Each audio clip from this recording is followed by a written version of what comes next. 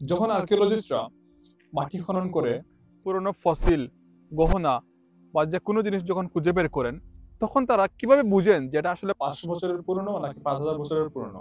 আগের পুরনো জিনিসের গায়ে তো আর ডেট লেখা থাকে না যে এটা এত সালে তৈরি হয়েছে।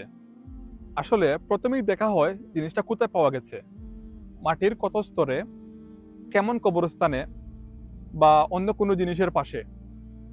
যদি সেই আশেপাশে এমন কিছু পাওয়া যায় যার বয়স আগে থেকেই জানা, তাহলে তার সঙ্গে মিলিয়ে একটি প্রাথমিক ধারণা পাওয়া যায়।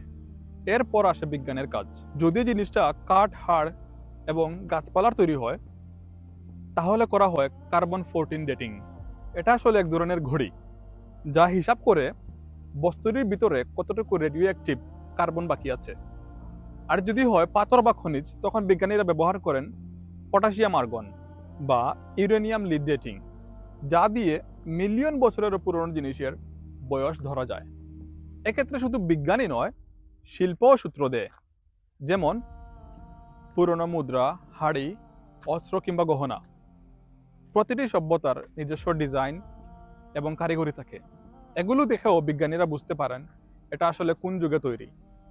পরিশেষে সেটা যদি হয় ডাইনোসরের হাড় কিংবা সোনার মুকুট, বিজ্ঞানীদের হাতে আছে এমন সব পদ্ধতি যেগুলো ইতিহাসের রহস্যকে খুলে দেয় একদম পরিষ্কার টাইমলাইনে। ধন্যবাদ।